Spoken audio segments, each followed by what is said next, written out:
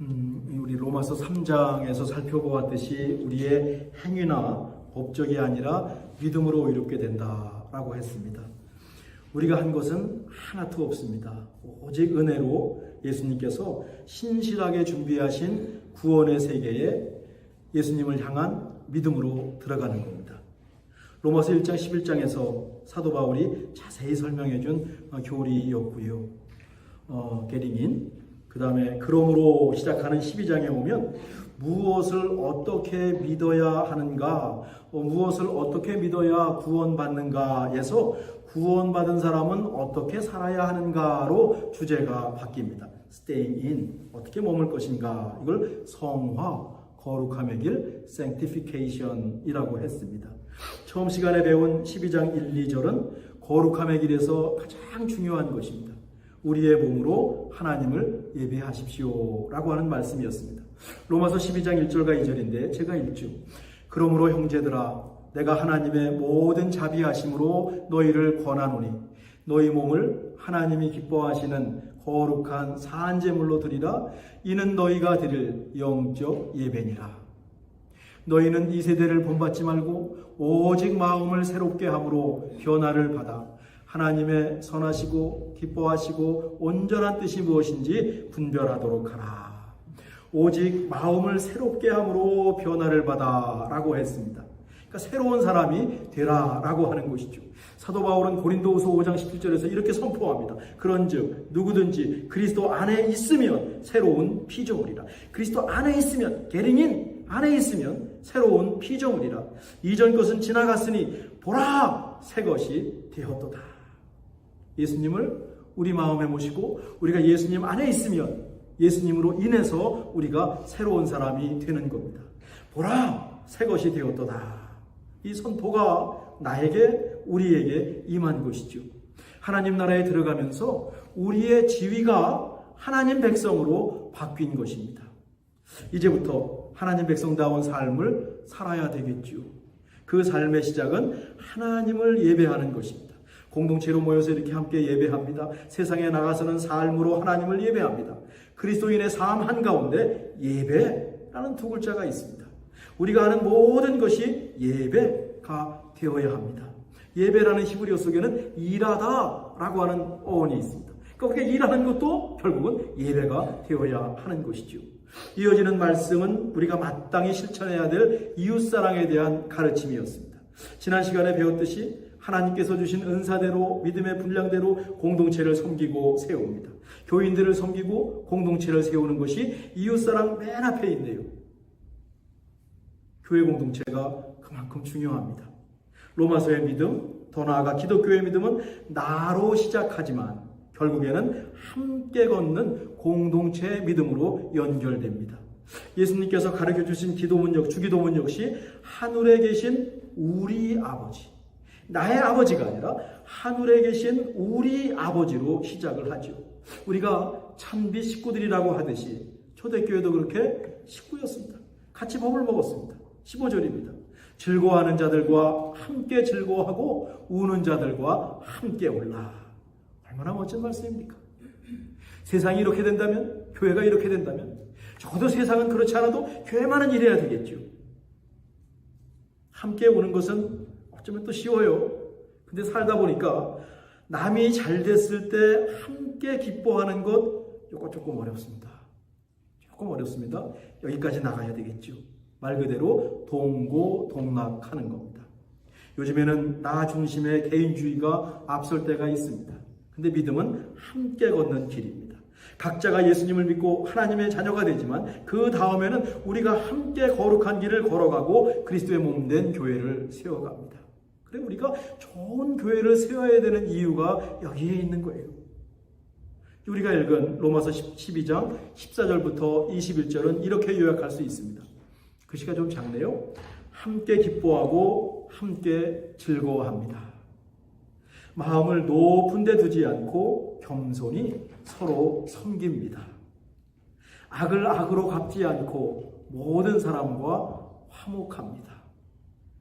박해하는 자들을 축복하고 원수까지 사랑합니다. 악에게 넘어가지 않고 선으로 악을 이깁니다.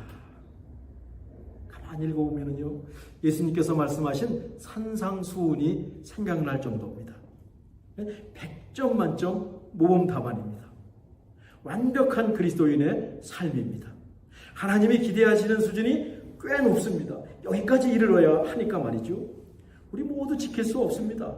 대신에 여기까지 가는 것이 하나님이 원하시는 그리스도의 삶이라는 것을 알고 기억해 놓는 것이 중요하다라고 하는 것입니다. 여기가 우리의 목표입니다. 피니시 라인입니다. 결승점입니다. 우리의 타겟입니다. 여기까지 가기 위해서 꾸준히 노력하는 겁니다. 평생 과업이죠. 아마 이렇게 열심히 노력하다가 하나님께 가는 순간도 하나님 너무 부족해요. 못했습니다. 하나님 은혜로 이제 저를 받아주십시오. 라는 기도가 저절로 나올 것 같아요. 우리의 타겟입니다. 결승점입니다. 19절 21절만 조금만 더 살펴보죠. 제가 했습니다. 내 사랑하는 자들아 너희가 친히 원수를 갚지 말고 하나님의 진노하심에 맡기라. 기록되었으되 원수 갚는 것이 내게 있으니 내가 갚으리라고 주께서 말씀하시니라. 네 원수가 줄이거든 먹이고 목마르거든 마시게 하라. 그러함으로 내가 숯불을 그 머리에 쌓아 놓으리라. 악에게 지지 말고 선으로 악을 이기라. 14절에서는요, 우리를 박해하는 자들을 저주하지 말고 축복하라 그랬어요. 19절에서는 내 사랑하는 자들아 라고 부드럽게 시작하는데 그 다음에 이어지는 말씀 뭡니까? 원수까지 사랑하라. 원수를 사랑하는 것, 이건요 이웃사랑의 끝입니다. 원수까지 사랑할 수 있다면 그 나머지 이웃사랑은 식은 죽 먹기처럼 쉬울 것입니다. 그러면서 원수를 사랑하는 방법을 알려주세요. 첫 번째 방법은 뭔가 하면 복수하지 않는 겁니다. 억울한 일을 당해도 원수를 갚겠다고 마음에 칼을 갈지 말고 하나님께 맡깁니다. 이게 얼핏 보면 답답해 보이죠. 얘는 이로, 눈으로 눈으로 카운터 펀치 빵 내렸으면 좋겠죠. 근데 가만히 생각해보면, 조금만 물러 생각해보면 이 말씀이 맞습니다. 하나님께 맡기면 우리 마음이 훨씬 자유롭습니다. 아주 홀가분해집니다. 그 다음에 좀 어렵습니다. 원수의 머리에 숯불을 쌓아 놓으라 라고 하십니다. 구약성경 잠언에서 온 말씀인데 20절은요. 또 원수의 머리에 숯불을 쌓아두는 방법도 친절하게 사도 바울이 다 알려줘요. 네 원수가 줄이거든 먹이고 목마르거든 마시게 하라. 이게 원수의 머리에 숯불을 쌓아놓는 방법입니다. 원수에게 먹을 것과 마실 것을 주는 것이 그의 머리에 숯불을 쌓아놓는 거예요. 그렇게 해가지고 원수로 하여금 자신의 잘못을 뉘우치고 새로운 사람이 되게 하라라고 하는 하나님의 방식입니다. 세상의 방식과 좀 다르죠. 쉽지가 않죠. 이렇게 하면 하나님께서 상을 주시겠다. 뭐 이렇게 하면 상 받을 만하죠. 뭐 엄청 상을 주실 것 같아요. 우리끼리도 칭찬할 것 같아요. 우리가 평생을 살면서 저렇게 오늘 말씀대로 원수를 사랑하는 것을 한 서너 번만이라도, 매번은 못해도 서너 번만이라도 실천해 볼 수 있기를 바랍니다. 뿌듯할 것 같습니다. 13장 1절과 7절은 세상 권세 통치자들과의 관계를 알려줍니다. 제가 성큼성큼 가겠다 그랬죠. 이 말씀을 갖고 고민한 사람도 많고 이 말씀을 나쁘게 이용한 세상의 통치자들도 있습니다.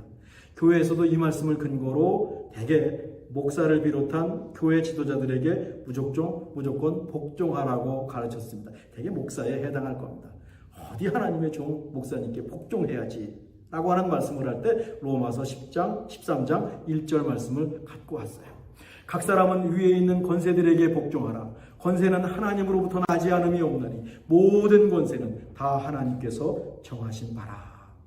세상 권세에 복종하라는 말씀입니다. 모든 권세는 하나님께서 났다. 하나님께로부터 났다. 그러니 복종해야 되겠죠. 하나님은 세상의 모든 권세 위에 계시다. 세상 그 누구도 하나님을 넘어설 수 없다라고 하는 말씀입니다. 그런 점에서 세상의 모든 권세가 하나님에게서 났습니다. 하나님의 주권입니다. 이것을 부인할 수는 없습니다. 근데 왜 우리가 세상 권세에 복종해야 되는지 이게 중요해요. 하나님께서 이들에게 임무를 주셨기 때문입니다. 3절인데 다스리는 자들은 선한 일에 대하여 두려움이 되지 않고 악한 일에 대하여 되나니 네가 권세를 두려워하지 아니하려느냐 선을 행하라 그리하면 그에게 칭찬을 받으리라. 좀 어려운데 이런 말씀입니다. 성경에 다른 구절도 있어요. 모두 읽지는 않겠습니다. 세상의 권세 정부에게 하나님께서 주신 임무가 있다라고 하는 겁니다. 그들에게 주신 임무가 있습니다. 그건 뭐냐면 선한 것을 격려하고 악한 것을 징벌하라. 하나님의 사역자가 되라. 하나님 나라 경찰관이 되라고 하는 임무를 세상의 통치자들에게 하나님이 주셨다라고 하는 겁니다. 그러기 위해서는 통치자가 이 권력을 선한 곳에 사용해야 되겠지요. 권력을 가진 사람이 양심적이고 선하면 더없이 좋겠지요. 이런 권세, 이런 통치자에게 복종하라라고 하는 말씀입니다. 그런 지도자들이나 정부가 세상을 평화롭게 다스릴 수 있도록 세금도 내라고 합니다. 텍스, 세금도 내라고 합니다. 캘리포니아 엄청 텍스 내지요. 또 그들을 위해서 기도하라고 디모데전서에서는 알려주고 있습니다. 이처럼요. 로마서 13장은 100% 선한 권력을 전제하고 있습니다. 그러니 이 본문을 근거로 독재자를 비롯한 모든 악한 권력에도 무조건 복종해야 한다라고 말하는 것은 본문의 의도를 벗어난 해석이다라고 하는 것입니다. 악한 권력은 이 로마서 13장이 아니라 예언서를 비롯한 성경 전체 다른 가르침 속에서 따로 판단해야 하는 겁니다. 아침에 읽는 우리 에스겔서에서도 악한 권력을 막 고발하지 않습니까? 하나님께서 반드시 그들을 벌할 것이라고, 죽일 것이라고 예언하지 않습니까? 예, 그건 또 다른 이야기다. 로마서 13장과 또 다른 이야기다라는 것이죠. 히틀러 치하에 독일을 살펴보면 조금 더 쉽게 이해가 될 것 같습니다. 히틀러가 정권을 잡으면서 독일 교회는요, 히틀러 편에 섰습니다. 우수한 독일 국민만이 살아남아서 세상을 구해야 한다는 독일 민족주의를 교회가 지지했습니다. 그때 갖고 온 말씀이 바로 우리가 읽은 로마서 13장 1절입니다. 각 사람은 위에 있는 권세들에게 복종하라. 권세는 하나님으로부터 나지 않음이 없나니 모든 권세는 다 하나님께 정하신 바라. 그러니 히틀러도 하나님께서 내신 권력이니 히틀러에게도 무조건 복종해야 한다라고 말했습니다. 우리가 잘 아는 철학자 하이데거도 히틀러를 지지했습니다. 1933년 43살에 나치당에 가입했고 프라이부르크 대학의 총장이 된 다음에 학생들에게 뭐라고 했냐면 독일 민족과 히틀러에 대한 충성을 촉구했습니다. 하이데거는 구체적으로 3대 봉사를 언급합니다. 몸으로 히틀러와 독일을 위해 봉사하는 노동봉사, 기꺼이 전쟁에 나가서 히틀러를 위해 싸우는 밀리터리 서비스, 군사적인 봉사, 독일 민족과 히틀러를 위해서 공부하는 지식봉사. 그 유명한 철학자 하이데거가 젊은이들의 총동원령에 찬성한 겁니다. 하이데거가 나중에도 이 부분에 대해서 회개하지 않았습니다. 여전히 훌륭한 철학자이긴 하죠. 하이데거만 그런 것이 아닙니다. 독일의 많은 지식인들, 일반 시민들, 교회들이 독일 민족주의, 최고의 독일을 만들자고 외친 히틀러에 동조했습니다. 히틀러 정신에 매료되었습니다. 그리고 600만 명의 유대인이 학살되는 그 일에 앞장섰습니다. 히틀러가 벌이는 전쟁을 지지했습니다. 히틀러는요, 이런 생각을 갖고 있었던 사람입니다. 게르만 종만이 가장 우수하고 그렇지 않은 열등한 종족들은 세상에서 없어져야 한다. 불치병에 걸린 사람들, 지금 일할 수 없는 사람들, 특히 장애인들, 소위 약한 사람들은 세상에서 필요 없다. 다 죽여도 괜찮다. 강한 사람들만 살아남는 세상을 만들자고 선동했는데 많은 사람들이 히틀러에게 동조했습니다. 얼핏 보면 그럴듯하지요. 그걸 능력주의라고 말하는 겁니다. 적자 생존이라고 말하는 겁니다. 근데 조금만 더 생각해 보면 꽤 위험한 발상입니다. 그렇게 많은 사람이 히틀러를 지지할 때 반기를 든 사람들도 있었습니다. 칼바르트라는 유명한 신학자와 우리가 아는 보니포 목사님이 대표적입니다. 이들은 고백교회라는 새로운 교회를 만들었습니다. 교회와 그리스도의 주인은 삼위 하나님이시니 사람을 섬길 수 없다고 선언했습니다. 바르면 선언입니다. 진실한 믿음을 강조했습니다. 성경에서는 그렇게 가르치지 않다고 이분들은 강조했습니다. 미국에서 신학교 교수로 있던 보네퍼 목사님은 히틀러 치하에 조국이 망가지는 것을 보고 조국으로 돌아갑니다. 그리고 히틀러 암살 모의에 가담합니다. 유명한 말씀을 남기셨어요. 여러 가지 버전이 있는데 제가 찾아보니까 저게 정확한 버전인 것 같습니다. 단지 박귀에 치인 희생자를 치료하는 것에 그치지 말고 박귀 그 자체에 박귀살을 부러뜨려 멈추게 해야 한다. 히틀러를 끌어내려야 한다 라고 하는 말입니다. 여기 박귀는 히틀러와 나치 정권이거든요. 그들에 의해서 희생당한 사람들을 위로하는 것에 그치지 말고 그들의 죽은 사람들을 장례식 지내는데 그치지 말고 박귀 자체를 망가뜨려서 전차를 멈추게 해야 한다. 사적인 자리에서 보네퍼 목사님은 인도로 뛰어들려고 하는 자동차에서 운전자를 강제로 끌어내려야 한다라는 말씀도 하셨답니다. 가만히 생각해 보니까 원수까지 사랑하라는 오늘 말씀 좀 어색하지요. 그런데 600만 명의 유대인들이 학살당하는 홀로코스트의 상황을 생각하면 서슬퍼런 독일 나치 정권의 몸으로 저항한 보네퍼 목사님의 용기에 고개가 숙여집니다. 지금도 존경받으시는 이유가 여기에 있습니다. 원수를 사랑하는 것 그리스도인의 변하지 않는 원칙입니다. 대전제입니다. 예수님 말씀하셨으니까요. 그런데 그 원칙을 역사 속에서 개인의 상황 속에서 어떻게 실천할지는 신앙의 깊은 고민과 결단이 필요하다. 이게 녹록지 않은 일이군요. 보네퍼 목사님을 통해서 배웁니다. 깊이 고민하고 지혜롭게 분별해 나가야 합니다. 보네퍼 목사님은 유대인의 탈출을 돕다가 그만 체포돼서 감옥에 갇히십니다. 2년여 감옥에 계셨어요. 옥중서신을 보내셨어요. 독일이 항복하기 한 달 전에 너무 아깝지요. 1945년 4월 9일 교수형으로 39의 생을 마감하십니다. 한 달 후에 히틀러가 자살하거든요. 그리고 평화가 찾아오거든요. 아유, 한 달만 기다리셨으면, 한 달만 교수형이 멈췄으면 얼마나 좋았을까. 세상 일이 다 그렇습니다. 로마서 13장은 모든 권력에 무조건 복종하라는 말씀이 아닙니다. 또한 우리가 경험했듯이 세상에 완전한 지도자가 없습니다. 하나님을 믿는 우리는 하나님께 순종하지 사람에게 복종하지 않습니다. 어떤 지도자를 따르고 복종하기보다 사안마다 이슈마다 판단하는 것도 좋을 것 같습니다. 지지할 것은 지지하고 하나님 뜻에 어긋나는 것은 따르지 않는 것이죠. 제 생각이 그렇습니다. 그래 저는 민주당이든 공화당이든 당에 들어가 있지 않습니다. 제가 원하는 곳에 언제든지 지지할 준비를 하고 있습니다. 원수를 사랑하라는 말씀도 획일적으로 적용할 수는 없습니다. 히틀러처럼 정말 악한 사람도 세상에 있는데요. 그 사람 때문에 수백만이 죽고 있는데요.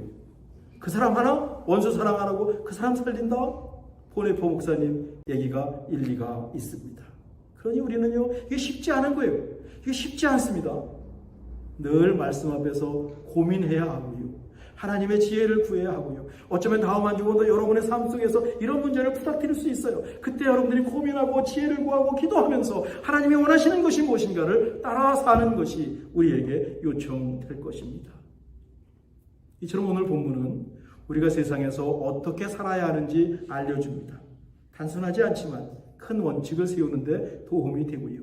그리스도인들은 세상에서도 멋지게 살아야 합니다. 바른 길을 가야 합니다. 신앙과 삶을 연결시켜야 합니다. 우리의 삶도 예배가 되어야 하거든요.